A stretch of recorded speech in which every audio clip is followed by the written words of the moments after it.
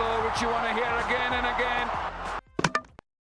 All right, welcome back to another episode of the In Between Overs podcast. Where your host for today's play. As always, I'm Taran. And I'm Ishan.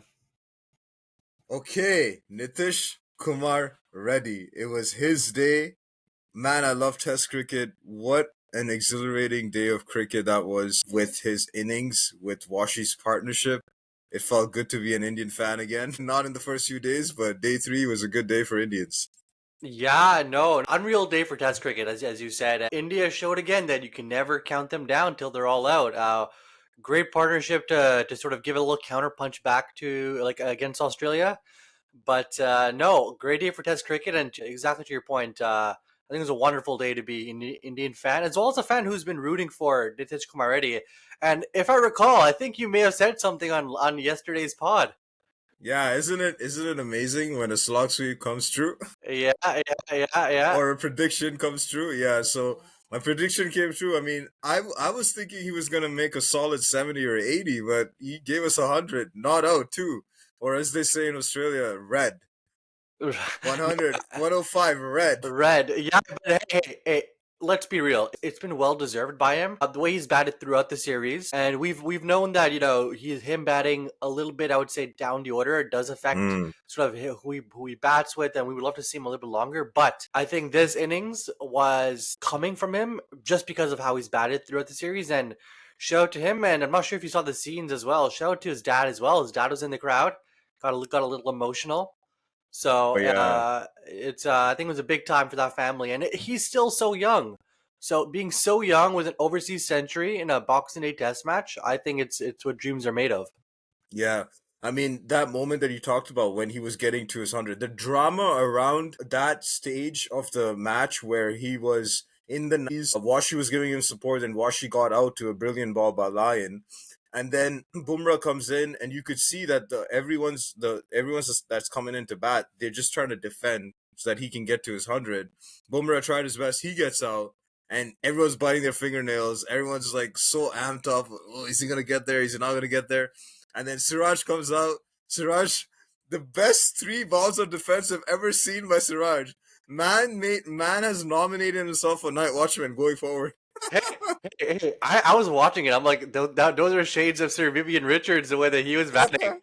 Oh, the last one too, with the hose. When he held the, and you know, when he defended that and he held the post, he knew he did it. He knew. You gotta love Siraj for that. The man knows how to play the crowd. Like, he did that on purpose for sure. He is a blockbuster, and no, and let's be real, like, those 3 defensive shots that he played were really instrumental for Nitish Kumar Reddy, just because we know how Siraj can sometimes play. He'll defend 2 balls and then try slogging the 3rd one. So good patience on him. Really, really glad the way he played, just so that NKR can get the well-deserved century that he needed.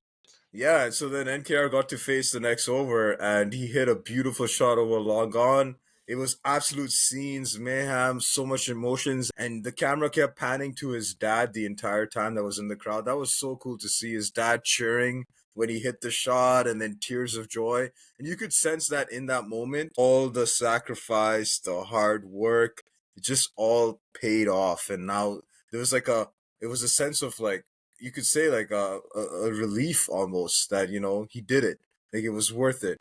It all came true. All the belief that they had, they probably went through a lot of obstacles, roadblocks. It's not easy. Apparently, his dad quit his job to support. I heard that. Yeah. To support Nitish Kumar Reddy. Like, that's just amazing. That's what dreams are made of.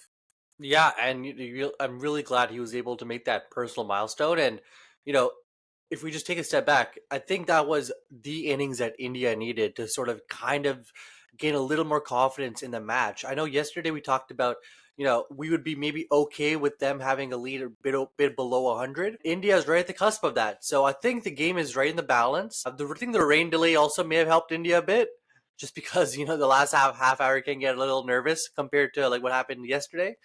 So I think that worked in India's benefit as well.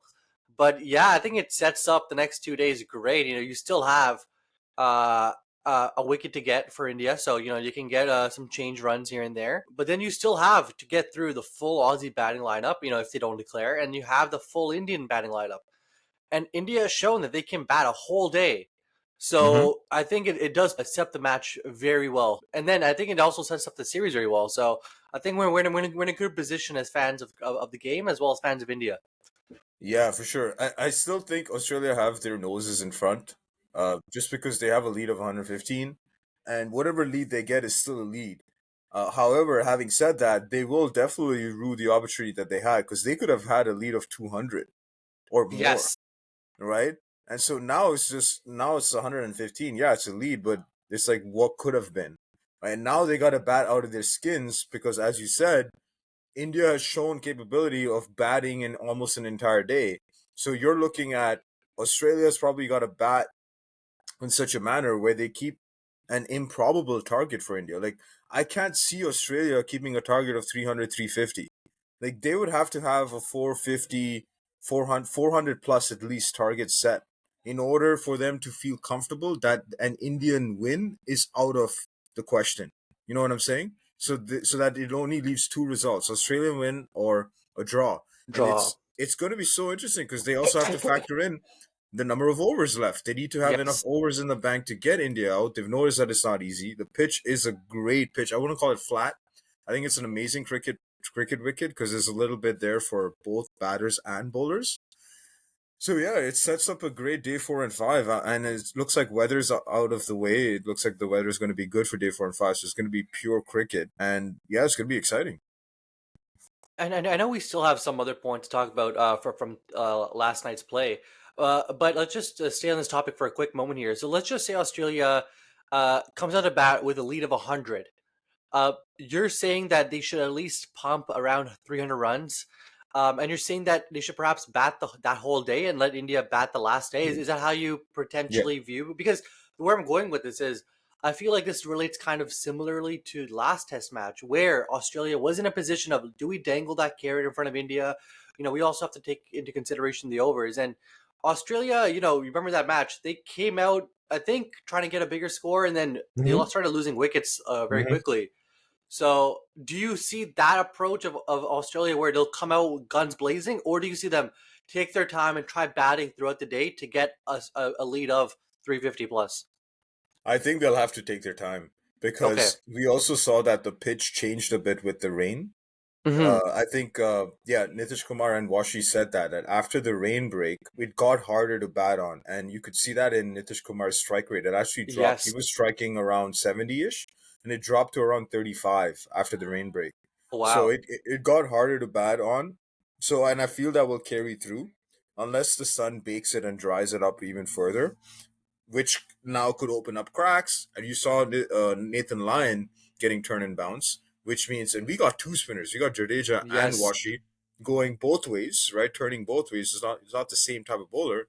So it's going to be super interesting to see how Australia bats. And I do feel they need to score close to, if the lead's around 100, let's say, they need to score close to 300 to bat India out of the game. It's a classic test match here we have It on our is. hands It here. is. It This is is very this traditional. reminds me of traditional old school test matches back in the 2000s, 90s, where day 4 comes around, it's the second innings, the second innings team's trying to put up a target and they're trying to bat. They may bat, ideally they'd probably want to bat close towards the end of the play, probably leave maybe 5-10 overs in the bank, The last right? half The hour. typical last half an hour, come out all guns blazing, try to rip out one or two Indian wickets, Yep. and then give themselves 90 overs to take the remaining wickets, right? As I think we see, and if India's getting 90 overs to bat, if you put three and over to that, that's 270 right there. Hmm. You add a little, so add another 100 to that at least. They need to have at Yeah. least 370 to 400 on the Yeah. board. Yeah. Yeah, no, I think I agree with that take because it does then force India to be a little more positive on a day five pitch, which can be a little tricky with Nathan Lyon in there. But yeah, I think it'd be very interesting to test India's patience as well as India's approach. Do they go for it, or would it be a more mode of survival on day five? I know we still have to. There's still day four has to play out, and if it was as crazy as day three, I'm looking forward to it. So. I think it does set up the test match very nicely. Yeah, I just hope India builds off of this moment from Nitish Kumar. I feel like it's again reinvigorated all of India. and hopefully the dressing room as well. And that they come out when they bowl, they come out with all guns blazing, proper length and lines, and rip out some wickets and really put some doubt in Australia and give them a little bit of fear. And on the flip side, if India can get Australia out, I would say ideally below 150, but even if they get them below 200, then you're looking at chasing a target under 300 around. I think if India chase a target around 300, they will fancy themselves scoring. I Yeah, think the I key agree. players to watch out, the key players to watch out for. It's funny, it's only his second innings, but Sam Constas, like if he gets out to a quick start, if he makes another 40, 50, 60 in like no time, again that gives us Australia the ascendancy or the advantage, right? His style of play is perfect for situations like this, and Yes. right, and I think if his wicket is actually key, because if India get him out early, then you're into Labuschagne and Kawaja, and their style of play is more traditional. Yes. I can't see them scoring at 80, 90 strike rate unless the bowling is terrible, which again I don't foresee happening either. Because now they've had adequate rest as well. Yes, and I think that's a big thing that India was able to do well this time was allow the bowlers a day's rest, but they also put in a lot of overs for the Australian bowlers. I'm sure coming into to last night's play, Australia was not expecting to bowl that many overs, and I remember Ishigua saying this stat. I'm not sure if Washi and NKR came at 7 or 8. They came 8 and 9, 8 or 9, 8 and 9. 8 and 9, right? Because This was the because of first Akash. because of Adashi. Yeah, yeah. So this was the first time India's 8 and 9 had played 150 balls in a test match each, right? So, What? and yeah, the first Wow. time ever in India's test match history. So, and again, shout out to Washi. I think he always kind of sometimes gets a little overshadowed by some other bigger milestones, but he was instrumental in today's play, and I don't think Nitish Kumar Reddy could have gotten what he had gotten today because of without a Washi. But to your point, to your question though, I do feel that Owashi and Nitish Kumar Reddy played extremely well in terms of the balls faced. Because now when Australia comes back to bowl India out in the second innings, the bowlers have put in miles, Hmm. so it'll be a Stark's little bit got a different. niggle already. Oh, I did not know that. Okay, Yeah. interesting. He was grabbing his back during one of his spells. Yeah. Wow. Okay. Okay. Well, Yeah. you don't like seeing that, but it does give India a slight advantage if Stark is not bowling 90%. Absolutely, and it's going to be super exciting. I wanted to unpack the partnership a little more, but before we did that, I wanted to talk about a certain dismissal that led to them getting together at the crease. Rishabh Pant. Are we okay with that? Are we okay with that dismissal? We just settled on this is how he plays now? Just before I answer that, did you see Sunny G's reaction? Yep. Yeah, he laid it out there. He So laid it to him. I will just say that my reaction is very similar to Sunny G. Mm, I get that's your style of play, and I get that's what people known you for, and I get that's what's worked. But context and situation, I think, always matter in Test match cricket. Your first one didn't go great. Just because Constance tried again and again and it worked doesn't mean you got to do it. And what a wicket! He's trying to go, I think, down to was it fine leg. fine Yeah, yeah, leg, and yeah. he goes down to deep third. Yeah, yeah. Like It caught the bottom of the bat. it was a clown dismissal. And as Sonny G said, she said you have given your wicket away. And I think if NKR and Washi did not perform as well as they did, Bunt would have caught a lot of wind because of that. I think there would have been a lot of commentary regarding him, and I think a lot of well-deserved scrutiny because Bunt, I think apart from that one innings in the first test, he hasn't really lived up to expectation this series. So there is pressure not only on Rohit Sharma and Kohli and whatnot, but also Rishabh Pant just because of the expectations he has. So yeah, long story short, I was disappointed. What were your thoughts when you saw that crazy dismissal? Exactly the same. I think that context is so key. You have to play the situation. Yes, that's your way of playing. But even Mark Nicholas said on comms, there was 100 there for him to take. He looks so one Hundred comfortable. percent. He looks so comfortable at the crease. The ball's not doing anything. He just had to bide his time, and he would have probably stitched a partnership with NKR. Probably India would have got even closer than they are Yes. now. It was absolutely ridiculous what he did. It's like, okay, that's how you play, but it's not needed right now. And there was a nice article written on Cricinfo where the risk reward in that moment did not make sense. I'm The sure. Yeah. reward would have been a 4/6. Like, you're not disrupting the bowler's mentality there. Like, he's going to continue bowling that. He's going to say, "Oh, okay, you're going to do that to me. All right, I'm going to try again. Try it. Do it again. Do it. I'm going to get a fall Yeah, shot, right?" that's But Bolin. That's Bolin, yeah, right? it's He would do bowling. Like, that. he doesn't care. He'll bowl the same length and line again, and he'll get you out next ball, right? So it's like the risk reward didn't make any sense. The reward was 4/6, and the risk is you leave with India still 250 runs behind, right? And it just didn't make sense at all in that moment. And I think Sunny G also said a number 5 cannot be doing that. No. Like, if he's a number 7 or a number 8, okay, fair game to you. But at number 5, like, that's a pivotal. Number 3, 4, and 5 in Test match cricket is the most pivotal batting positions. Like, those are your heavy scorers, right? And you can't be playing like that in that situation. If it wasn't, if India had 100 runs more, 150 runs more, okay, cool. But you're not even at 200 yet. I know. I completely agree. Now, question for you. Do you see Pant performing better if Nitish Kumar Reddy comes out at 5 and Pant comes at 6 or 7? I thought about that. I thought about now with how he's playing. Nitish Kumar Reddy is a top 6 batsman. Hands down, top 6. 100%. I think, yeah, Bro, that's decided this now. I guy, agree. and speaking about playing the situation, you see his innings. He played the situation. He attacked a little at the start, but calculated risk, proper cricketing shots. Then when the ball started doing something after that rain break, he went back to defensive mode.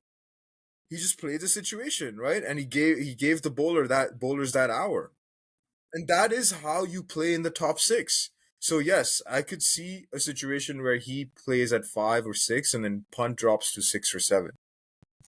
And I think that might suit Pant better just because of the way that he bats. I can move that momentum. So I That, agree with that take. that style of play is better suited at that position and with when you're batting with the lower order or the tail.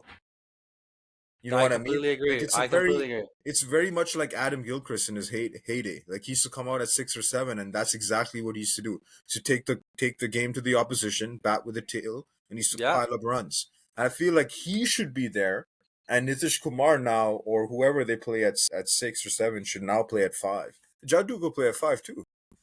Yeah, I would be comfortable. I think, and I'm really happy that India has that flexibility with its batters. Shout out to KL Rahul, flexibility, right? But no, I Mr. definitely. Flexibility. I know. But no, man, this Nitish Kumar Reddy for sure top six, and he does give me a little shades of Rock Kohli the way he bats. Very classy player and very technically sound. Mix of Virat and Hardik Pandya. I've said it before. Oh, very Yeah, true. Oh, I do yeah, see that. I yeah, think yeah, what a debut series for him, and yeah. really glad he was able to get this entry today. Yes, yes. A little token of appreciation. I know we gave a little bit, but a little more for Washington Sundar. Oh Shout my out to him. gosh! That was a beautiful innings. Man scored one boundary, but he In hung the in there. in He the hundred played and the second perfect ball, role. in the 102nd ball. Was it? Wow. Yeah, Yeah, he really played his role well. He played second fiddle. He just made sure he hung around there. He hit the balls that he could hit. He knew his scoring areas. He knew his limitations.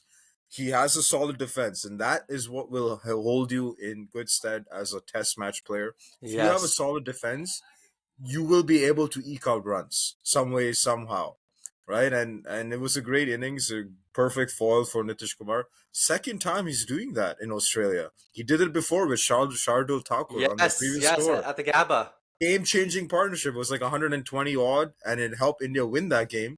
And who knows? It's definitely changed. It's definitely changed the complexion of this game. I don't know if India's going to come out with a win, but it's going to help them towards maybe getting a draw at least. Yes, I think it's very instrumental in that. As you mentioned yesterday, sometimes some players get benefited running in the splits. What would you say? Split stream Slip, of slipstream. slipstream Other players. of criticism or Yeah. feedback, right? But I feel like Kumar Reddy is riding the split stream when it comes to praise. Even at the GABA last year, Pant got headlines, even though Washi played extremely well. And I think today as well, headlines are NKR, and it should be. He played very well, a game-changing knock. Uh, but could not have happened without Washi. And I think Washington eating those 150 plus deliveries really could benefit India in the second innings as well as the next test match. And I think that's not what Australia was expecting. I think they were expecting to wrap up the end very quickly. But no, I think this will work very well in India's benefit. Yeah, and shout out to Australia because it's not like they bowled badly. They really tried things, and I got to watch quite a bit of the game, and I saw they were trying different placements. They were trying different lines and lengths, bouncer tactics at Nitish Kumar Reddy. They tried everything, and they still pushed through.